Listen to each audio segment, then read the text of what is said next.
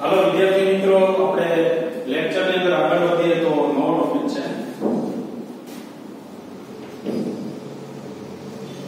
B versus H નો graph. B એટલે ચુંબકીય ક્ષેત્ર, H એટલે તીવ્રતા. તો બીજું કેવું હોય? Hysteresis cycle. B versus H નો ગ્રાફ અને હિસ્ટેરેસિસ સાયકલ લો. તો હું છે ને હિસ્ટેરેસિસ સાયકલ છે દોરતો લઉં છું. બરાબર? હિસ્ટેરેસિસ સાયકલ કોને કહેવાય? B વર્સિસ H ના ગ્રાફ જે તૈયાર થશે ને એને કહેવાય હિસ્ટેરેસિસ સાયકલ. આ B વિરુદ્ધ H નો ગ્રાફ, આને કહેવાય હિસ્ટેરેસિસ સાયકલ. આ ચીજ શું છે હિસ્ટેરેસિસ સાયકલ ની અંદર આખી થિયરી? તો કે થિયરી ની અંદર એવું છે, એક સોલેનોઇડ લીધેલું છે. સોલેનોઇડ ની અંદર એક પદાર્થ ધારો કે ફેરોમેગ્નેટિક પદાર્થ છે, કારણ કે ફેરોમેગ્નેટિક પદાર્થ માટે હિસ્ટેરેસિસ સાયકલ છે. તો પદાર્થને સોલેનોઇડ ની અંદર મૂકવામાં આવે એટલે શું થાય? સોલેનોઇડ માં પ્રવાહ પસાર કરો એટલે એમાં ચુંબકીય ક્ષેત્ર ઉત્પન્ન થાય. ચુંબકીય ક્ષેત્ર ઉત્પન્ન થાય એટલે અંદર રહેલો પદાર્થ છે એની બધી ચુંબકીય ડાયપોલ મોમેન્ટ એક દિશામાં ગોઠવાય. બધી ચુંબકીય ડાયપોલ મોમેન્ટ જો એક દિશામાં ગોઠવાય તો પદાર્થ અંદર રહેલો છે એનું શું થયું કહેવાય? મેગ્નેટાઇઝેશન થયું કહેવાય. એટલે પદાર્થ છે પાછી પોતાનું ચુંબકીય ક્ષેત્ર શું કરે? ઉત્પન્ન કરે. શરૂઆત ક્યાંથી કરવાની? જો જ્યારે પ્રવાહ પસાર થશે એટલે ધારો કે બધી મોમેન્ટ ધીમે ધીમે ગોઠવવાની કોશિશ કરે એટલે આમ ગોઠવાઈ જશે. બરાબર? આમ મોમેન્ટ બધી ગોઠવાઈ જાય પછી હવે તમે પ્રવાહ સતત ચાલુ જ રાખો તો મોમેન્ટ જેટલી એક દિશામાં ગોઠવવાની હોય ને એટલી ગોઠવાઈ ગઈ. પછી આપણે એમ કહીએ કે હું આમ ઊભો છું, આપણે એમ કહો કે આ દિશામાં જુઓ તો આપણે આમ જોતા હોય એમ કે ઈ દિશામાં જુઓ, પણ આપણે ઈ દિશામાં જોતા હોય તો આપણી લિમિટ પૂરી થઈ ગઈ. કે ઈ દિશાની અંદર જોવાની લિમિટેશન શું થઈ ગઈ? પૂરી થઈ ગઈ. એટલે કોઈ પણ ચુંબકીય ડાયપોલ મોમેન્ટ છે આ દિશામાં ગોઠવાઈ જાય તો એની લિમિટેશન શું થઈ ગઈ? પૂરી.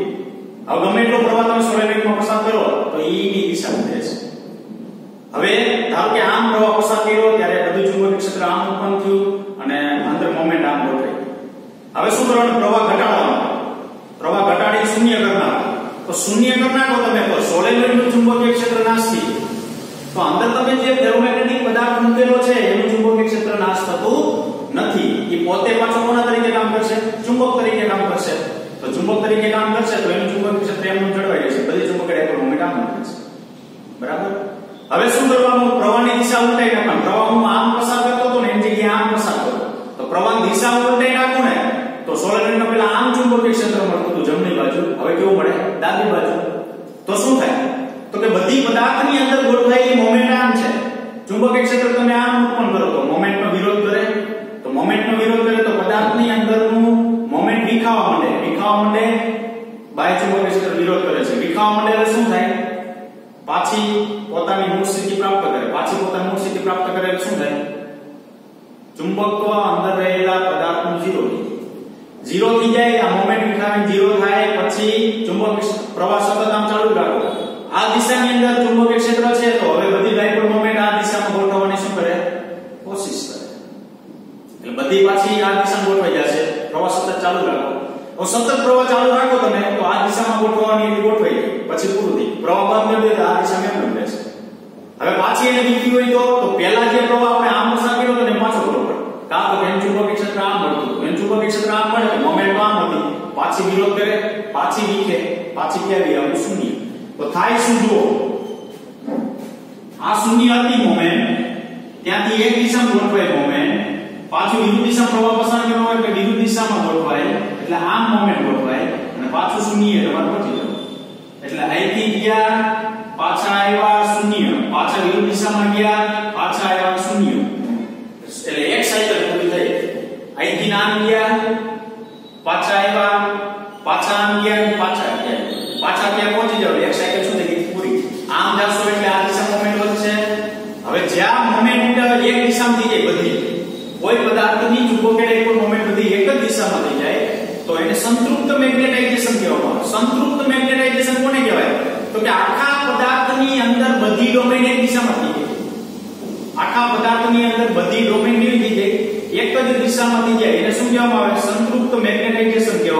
આવે છે કે બધી ડોમેન એક દિશામાં થઈ જાય પછી એ દિશામાં કોઈ ડોમેન ગોઠવાતી બધી એ દિશામાં કોઈ ચુંબકીય ડાયપોલ મોમેન્ટ ગોઠવાતી નથી. ડાયમેગ્નેટિક પદાર્થમાં એવું ખબર હોય કે બધા પરમાણુ ચુંબકીય ડાયપોલ મોમેન્ટ અસ્તવ્યસ્ત હોય છે. એવો વિસ્તાર નક્કી કરો કે જ્યાં ચુંબકીય ડાયપોલ મોમેન્ટ એક દિશામાં હોય તો એને શું કહેવાય ડોમેન. તો એક દિશામાં ગોઠવાઈ જાય તો એને શું કહેવામાં આવે ડોમેન કહેવામાં આવે. તો આ દિશામાં ધારો કે ગોઠવા નહીં તો પછી તમે ગમે એટલો પ્રવાહ પસાર કરો તો એ દિશામાં ધારો કે ગોઠવવાની તે ગોઠવાઈ ગઈ તો બધી એક દિશામાં ગોઠવાઈ જાય તો એ સંતૃપ્ત મેગ્નેટાઇઝેશન કહેવાય. સંતૃપ્ત મેગ્નેટાઇઝેશન એટલે મેક્સિમમ સેચ્યુરેશન કે એનાથી વધુ એમાંથી મેગ્નેટાઇઝેશન ઉત્પન્ન થશે નહીં. કારણ કે આપણે એવું કહીએ કે કોઈ પદાર્થ છે આપણી પાસે એની અંદર 100 ડાયપોલ મોમેન્ટ છે. એ પદાર્થ 100 ચુંબકીય ડાયપોલ મોમેન્ટ ધરાવે 100 એક દિશામાં ગોઠવાય પછી નો ગોઠવાય એક દિશામાં જો પછી ગમે એટલો પ્રવાહ પસાર કરો તો 100 એક દિશામાં રહેશે તો સંતૃપ્ત મેગ્નેટાઇઝેશન. તો 100 એક દિશામાં ગોઠવાય જે ચુંબકીય ક્ષેત્ર ઉત્પન્ન થતું હોય તો હવે એના કરતા વધુ ચુંબકીય ક્ષેત્ર હવે ઉત્પન્ન થશે નહીં. બરાબર આ રીતનું છે. તો હું તમને અહીંયા એક સૌથી મોટી નોંધ બનાવી દઉં છું. બરાબર એ નોંધ જે છે એ તમારે નોંધ સ્વરૂપે તૈયાર કરવાનું પછી થિયરી વાંચી નાખજો એટલે ફ્રી ઓફ માં થિયરી આપણે તૈયાર થઈ જશે. તો B વર્સિસ H નો ગ્રાફમાં હિસ્ટેરેસિસ સાયકલ કહેવામાં આવે છે. આ ગ્રાફ દોર બતાવો અહીંયા તમને બધું કહેતો હતો. સૌપ્રથમ આપણે રાશિ લેશું IR, બીજી રાશિ લેશું H. IR એટલે શું ફ્રી કરંટ જે સોલેનોઇડમાં તમે પસાર કરો તે. H એટલે શું μ0 IR બરાબર. પછી આવશે B μ0 H પ્લસ M. તમને ખબર છે કે M પ્રોપોર્શનલ શું છે H. જો આ એક વધારો આ વધે તો H વધે, H વધે તો મેગ્નેટાઇઝેશન વધે, H વધે તો M વધે તો ઓટોમેટિક B છે પદાર્થનું ચુંબકીય ક્ષેત્ર અંદર રાખેલો એનું B ના મૂલ્યમાં શું થતું જાય વધારો થતો જાય. આ બે ભૌતિક રાશિ એટલા માટે પસંદ કરી B વર્સિસ H નો ગ્રાફ છે. B અને H ની કિંમત અહીં શું કરવાની છે આપણે મૂકતી જવાની છે. બરાબર. હવે પરિસ્થિતિ કેવી છે જો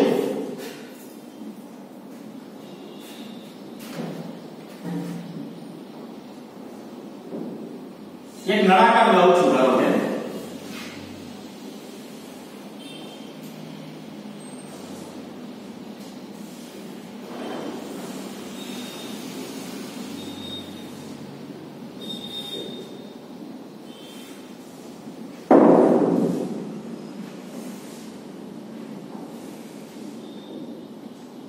આ સોલેનોઇડ છે. અહીંથી હું પ્રવાહ પસાર કરું છું આ દિશામાં અને આમ પ્રવાહ પસાર થાય છે. બરાબર. હવે શું થયું સોરી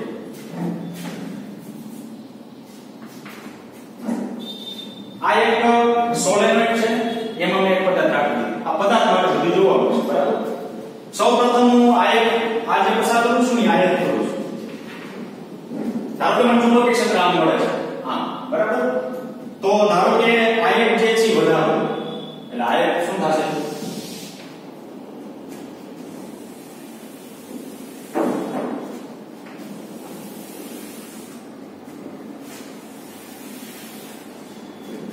આ એક શું થશે વધે.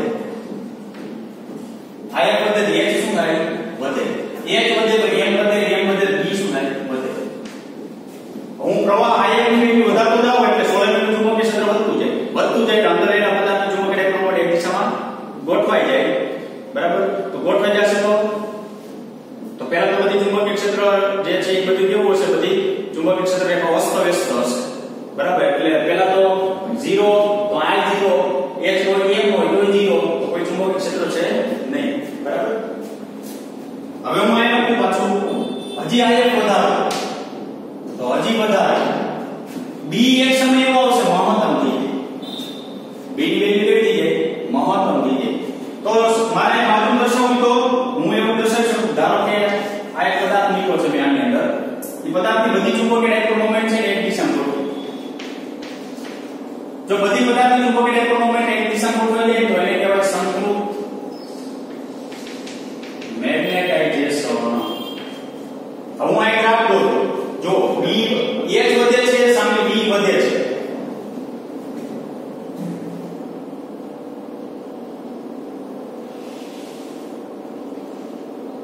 આ એ બિંદુ એને શું કહેવાય સંતૃપ્ત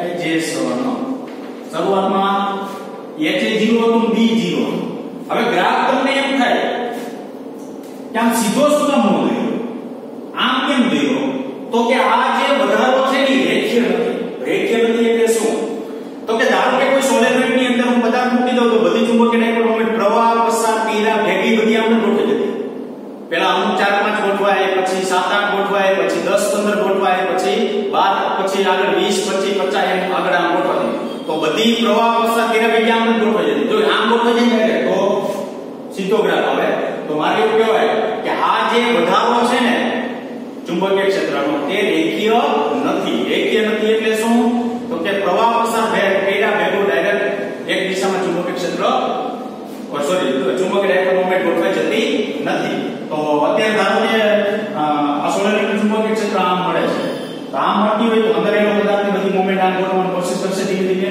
તો હવે ધારો કે બધી ચુંબકીય ડાયપોલ મોમેન્ટ એક દિશામાં ગોઠવાઈ ગઈ હવે તમે પ્રવાહ સતત ચાલુ રાખો તો પ્રવાહ જો સતત ચાલુ રાખવામાં આવે ને બરાબર તો હવે જેટલી ગોઠવવાની હતી એ ગોઠવાઈ ગઈ મેં હમણાં કીધું પ્રમાણે 100 હોય મોમેન્ટ તો 100 ગોઠવાઈ ગઈ પછી ગ્રાફ આગળ વધતો નથી આગળ ન વધે પદાર્થને મહત્તમ મેગ્નેટાઇઝેશન મળે તો એને શું કહેવાય સંતૃપ્ત મેગ્નેટાઇઝેશન કહેવામાં આવે છે બરાબર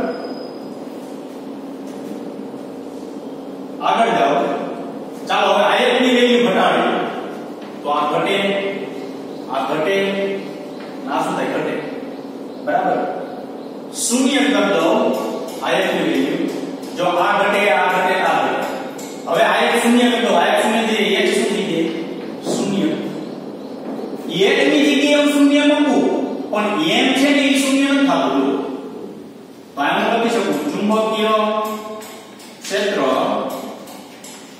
જળવાય શું કામ ચુંબકીય ક્ષેત્ર જળવાય કોઈ પદાર્થ છે એને સોલેનોઇડ ની અંદર મૂકેલો છે પ્રવાહ પસાર કરી પદાર્થનું મેગ્નેટાઇઝેશન ઉત્પન્ન કર્યું તો પદાર્થ સાથે ચુંબક તરીકે કામ કરશે પણ હું સોલેનોઇડ ની અંદર પ્રવાહ બંધ કરી દઉં તો પદાર્થ છે એનું ચુંબકીય ક્ષેત્ર નાશ થતું નથી શું કામ કે ફેરોમેગ્નેટિક પદાર્થ છે તો મેં પ્રવાહ જે છે આયન ની વેલ્યુ 0 કરી નાખી તો સોલેનોઇડ નું ચુંબકીય ક્ષેત્ર 0 થઈ ગયું પણ અંદર રહેલો પદાર્થ છે એનું ચુંબકીય ક્ષેત્ર 0 થતું નથી એ પોતે ચુંબક તરીકે કામ કરવા માંડશે તો ચુંબક તરીકે કામ કરવા માંડશે તો મારે એવું કહી શકાય કે બધી ચુંબકીય ડાયપોલ મોમેન્ટ જે છે ને એ કેવી રહેશે એની અંદર એક જ દિશામાં રહેશે ટૂંકમાં કાંઈ નહીં સોલેનોઇડ ની અંદર વચ્ચે પદાર્થ મૂકો પ્રવાહ પસાર કર્યો અંદર પદાર્થને મેગ્નેટાઇઝેશન ઉત્પન્ન કર્યું ચુંબક બની ગયું પ્રવાહ બંધ કર્યો તો ચુંબક છે એ પાછું એનો ચુંબકત્વ નાશ કરતો નથી એટલે ચુંબકીય ક્ષેત્ર શું થાય જળવાઈ રહે તો ચુંબકીય ક્ષેત્ર જળવાઈ રહેશે હવે એક વસ્તુ જુઓ અહીંયા B H બરાબર 0 હોય અને B બરાબર 0 નથી જોજો H બરાબર 0 B બરાબર 0 નથી તો હું અહીંયા વ્યાખ્યા લખી શકું H બરાબર 0 હોય ત્યારે મળતા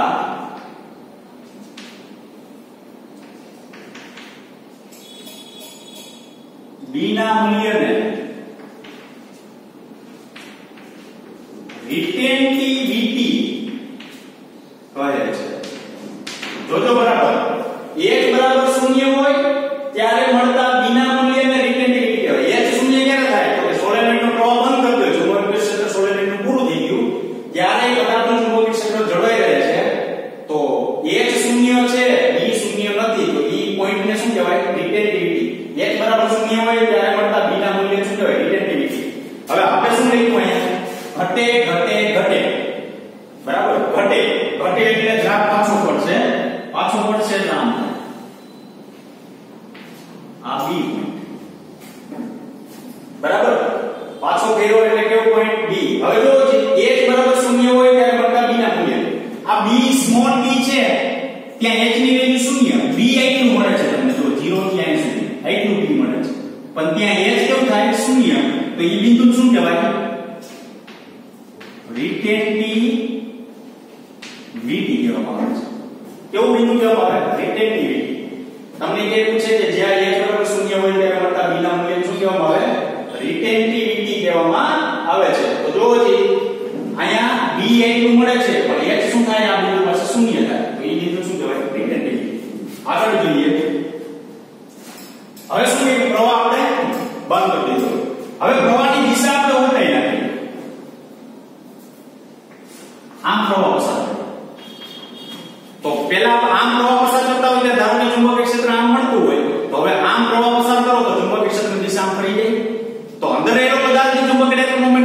છે. હવે પ્રવાહ પસાર કરવાને લીધે ચુંબકીય ક્ષેત્ર આમ મળે તો બાહ્ય જે અંદર મોમેન્ટ છે એનો શું કરે વિરોધ કરે. જો વિરોધ કરે એટલે પાછું ડોમેન અંદરના વિસ્તારમાં વીખી નાખશે. તો આપણે અહીં શું લખી શકાય જો વિરુદ્ધ દિશામાં આયક વધે. વિરુદ્ધ દિશામાં આ સોલેનોઇડનું ચુંબકીય તીવ્રતા છે વધે. વિરુદ્ધ દિશામાં સોલેનોઇડનું ચુંબકીય ક્ષેત્ર આમ વધે બરાબર. પણ બી એટલે પદાર્થનું ચુંબકીય ક્ષેત્ર શું થાય ઘટે. શું કામ એટલે કે એની ચુંબકીય મોમેન્ટ આમ હતી. તમે હવે પ્રવાહ ઊંધો પસાર કરી ચુંબકીય ક્ષેત્ર સોલેનોઇડનું ફેરવી નાખ્યું તો એનો વિરોધ કરે એટલે હવે ડોમેન વિખાવા માટે વિખાઈને શું થઈ જશે શૂન્ય થઈ જશે. એક સમય એવો આવશે શું થઈ જશે શૂન્ય. તો હવે જોજો અહીં શું લખ્યું આપણે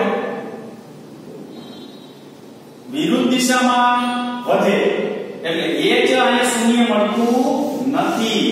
બી ની વેલ્યુ કેવી મળે છે શૂન્ય.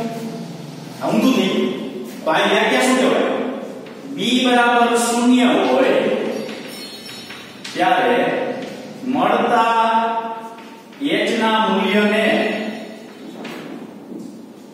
કોર સી વીટી કહે છે. બી બરાબર શૂન્ય હોય ત્યારે મળતા h ના મૂલ્યને કોર સી વીટી કહેવાય. શું કીધું પદાર્થની ચુંબકીય મોમેન્ટ આમ હતી. હવે વિરુદ્ધ દિશામાં પ્રવાહ પસાર કરો એટલે વિખાવા માટે વિખાય એટલે ચુંબકીય ક્ષેત્ર ઘટે એટલે શું થાય એક સમય એવો આવશે પાછું મૂળ સ્થિતિ પ્રાપ્ત કરે શૂન્ય થાય. શૂન્ય થશે એટલે એક પરિસ્થિતિ એવી h શૂન્ય નથી પણ b શૂન્ય છે. તો h શૂન્ય b શૂન્ય હોય એટલે h ના મૂલ્ય શું કહેવાય કોર સી વીટી. તો આગળ વધીએ તો શું થાય જુઓ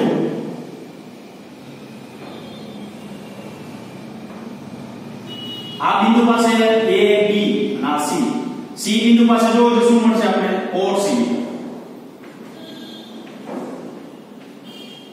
શું કામ તો કે I2 h મળે છે પણ b શૂન્ય. b કેવું થાય છે શૂન્ય. આપણે શું મળે છે h પ્રાપ્ત થાય છે. હવે વિરુદ્ધ દિશા કીધી જો આ શું કીધું વિરુદ્ધ દિશા.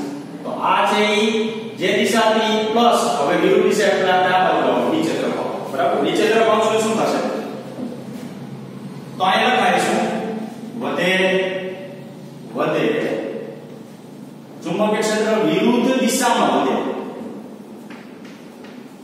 આ h છે ને સોલેનોઇડ માટે છે આ b છે પદાર્થ માટે. તો હવે તમે જુઓ પ્રવાહ વધારો એટલે સોલેનોઇડ ચુંબકીય ક્ષેત્ર આ દિશામાં વધશે આ દિશામાં વધશે તો એક સમય એવો આવ્યો કે ચુંબકીય ક્ષેત્ર અંદર ડોમેન છે એ અસ્તવ્યસ્ત થઈ ગઈ એટલે પરિણામી ચુંબકીય ડાયપોલ શૂન્ય થઈ ગઈ. હવે વિરુદ્ધ દિશામાં વધે પહેલા ડોમેન બધી આમ ગોઠવાઈ હતી ને હવે બાહ્ય ચુંબકીય ક્ષેત્ર એટલે સોલેનોઇડ તમે જે લાગુ પડ્યું આ દિશામાં હવે આ દિશામાં શું થશે વધશે. હવે આ દિશામાં ગોઠવાઈ જશે બધી પછી શું થાય વધે વધે અને પાછી મહત્તમ થાય. વિરુદ્ધ દિશામાં મહત્તમ થાય. આ કેમ આ દિશામાં મહત્તમ થતી મોમેન્ટ હવે વિરુદ્ધ દિશામાં મોમેન્ટ મહત્તમ થાય. તો હવે જુઓ કે પાછું શું આવ્યું વધે વિરુદ્ધ દિશામાં વધે વિરુદ્ધ દિશામાં શું થાય મહત્તમ. તો મહત્તમ પોઈન્ટ આવે વિરુદ્ધ દિશામાં મહત્તમ પોઈન્ટ બધી 100 ધારો ચુંબકીય ડાયપોલ દિશા ગોઠવી તો એ શું કહેવાય સંતૃપ્ત મેગ્નેટાઇઝેશન કહેવાય. સંતૃપ્ત મેગ્નેટાઇઝેશન વિરુદ્ધ દિશામાં જોવાનું.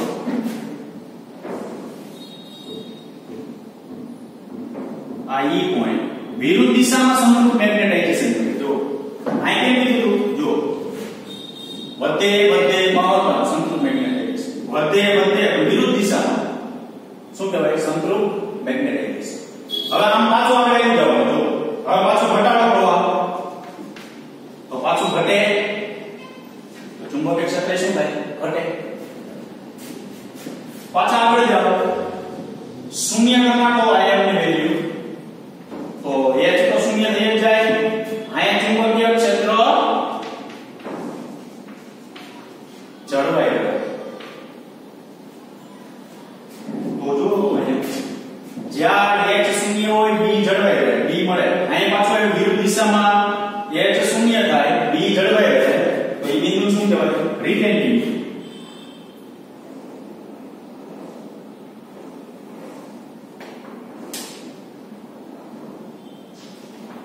વિરુદ્ધ દિશામાં રિટેન્ટિવિટી કહેવામાં શું કહેવામાં આવે છે? રિટેન્ટિવિટી. બરાબર. ચાલો આગળ જોઈએ. શૂન્ય જળવાઈ રહે. હવે પાછું શું કરશું? પ્રવાહ તમે વિરુદ્ધ દિશામાં આમ પસાર કર્યો હતો ને, હવે પાછી 0 એ લેવા માટે શું કરવું પડે? પાછા પ્રવાહ દિશા બદલાવો. નીચે છે એને ઉપર કરવો. આ ઉપર કરો તો મોમેન્ટ બધી આમ છે. ચુંબકીય ક્ષેત્ર સોલેનોઇડ નું આમ મળે તો પાછી વિખાવા માંડે. તો પાછી વિખાવા માંડે શું થાય? વિરુદ્ધ દિશામાં વધે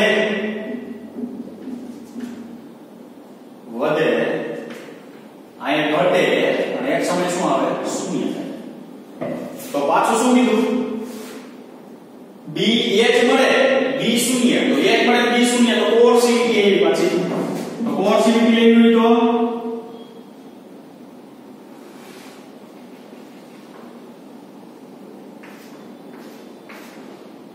જો જ્યાં H મળે છે પણ B શું છે? શૂન્ય, તો એને શું કહેવાય? કોર્સિવિટી. આ એક સાયકલ પૂરી થઈ. હવે પાછી સાયકલ છે ને એ અહીંથી સુધી જાય ચાલુ થઈ જશે. પાછી સાયકલ ત્યાંથી શું થઈ જશે? આખી ચાલુ થઈ જશે. બરાબર. તો કાઈ નથી આખા પ્રશ્નની અંદર. અહીંયા એક બીની વેલ્યુ ને એની વેલ્યુ રકમ આપેલી છે 1.2 ટેસ્લા અને 1.5 ટેસ્લા. 1.2 જેવો હોય છે ને 1. કેટલો હોય છે? 5 જેટલો. બરાબર. તો આ સાયકલ જે છે એથી શરૂ થશે. શરૂઆતની અંદર કહેવાનું કે વધારો જે છે રેખીય વધારો નથી. બરાબર. પછી શું કહેવાનું? તો કે કોર્સિવિટી કોને કહેવાય? રિટેન્ટિવિટી કોને કહેવાય? તો કે કોર્સિવિટી કોને કહેવામાં આવે છે? તો કે જ્યાં H મળે B શૂન્ય. રિટેન્ટિવિટી કોને કહેવાય? તો કે H 0 અને B તમને કઈ પ્રાપ્ત થશે. આખા કિસ્સાની અંદર કેટલી વસ્તુ કીધી? શું વિચારવાનું છે તમારે? તો કે આખા ટોપિકની અંદર એટલી જ વસ્તુ વિચારવાની છે કે કોઈ પદાર્થ મૂકી દીધો, સોલેનોઇડમાં પ્રવાહ પસાર કર્યો, પેલા બધી મોમેન્ટ પેલા શૂન્ય હોય મોમેન્ટ, પછી એક દિશામાં ગોઠવાય. વિરુદ્ધ દિશામાં ગોઠવવા માટે પાછો પ્રવાહ ફેરવવો પડે. દિશા બદલાય એટલે પાછી બધી આમ ગોઠવાશે. પાછું ફેરવવા માટે શૂન્ય કરવા માટે પાછી ફેરવવાની. એક સાયકલ પૂરી કરવાની. એક સાયકલ પૂરી કરો એટલે એક રજિસ્ટર સાયકલ પૂરી થશે. હવે આપણે આગળના લેક્ચરમાં એક સોફ્ટ ફેરોમેગ્નેટિક અને હાર્ડ ફેરોમેગ્નેટિક પદાર્થ તેની અંદર બે ટોપિક મારે લેવા હોય તો લઈ શકાય.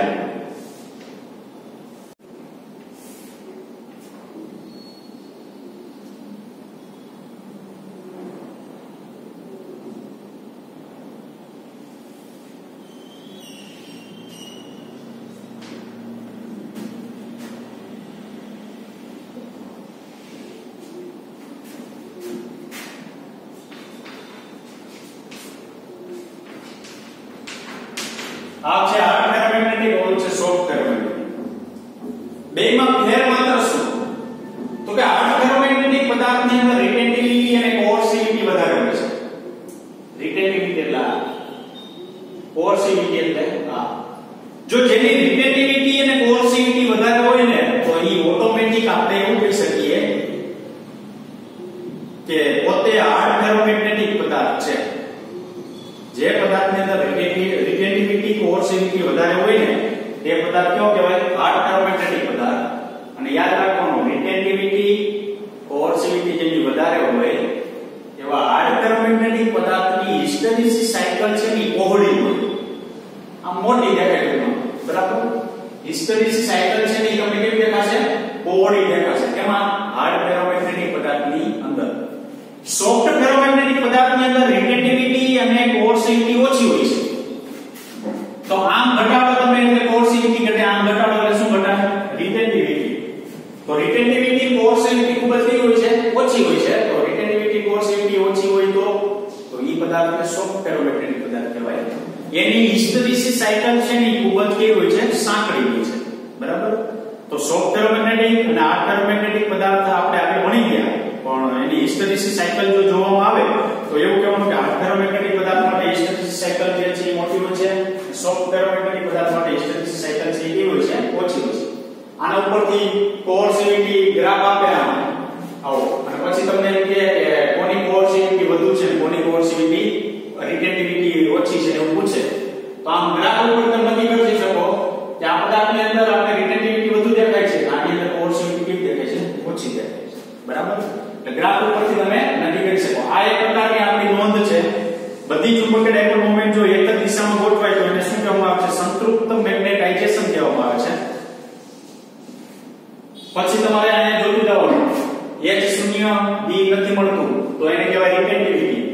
બી h મળે છે બી નથી મળતું બરાબર તો એને કહેવામાં આવે છે શું કોર્સિવિટી તો રિટેન્ટિવિટી અને કોર્સિવિટી જે છે આ પ્રમાણે આપણે આપી દેવાનું બરાબર તો આ વસ્તુ જે છે આ ફેરોમેગ્નેટિક સોફ્ટ ફેરોમેગ્નેટિક પદાર્થ માટેના મુદ્દા લખવા હોય તો તમે લખી શકો સિમ્પલ આ પ્રશ્ન છે આ નોંધ જે છે આખી તૈયાર કરવાની નોંધ ઉપરથી આખી થિયરી લખવાની થિયરી છે એ બાકી કરવાની નથી બધા પછી રેખીય નથી શરૂઆતની અંદર આમ શું કામ તો કે પ્રવાહ લાગુ પડ્યા પછી બધી ચુંબકીય ડાયપોલ મોમેન્ટ છે એ દિશામાં ગોઠવાઈ જતી નથી બરાબર તો વિદ્યાર્થી મિત્રો આપણે બી વિરુદ્ધ એન્ડોગ્રાફ એટલે હિસ્ટેરેસિસ સાયકલ જે છે એ ટોપિક લીધો છે હવે એક થી એક બાકી છે કેવી રીતના ચુંબક બનાવવું એના માટેની માહિતી બરાબર આના પછીના લેક્ચરમાં આપણે લેશું બસ અહીં સુધી આપણે રાખીએ થેન્ક યુ વેરી મચ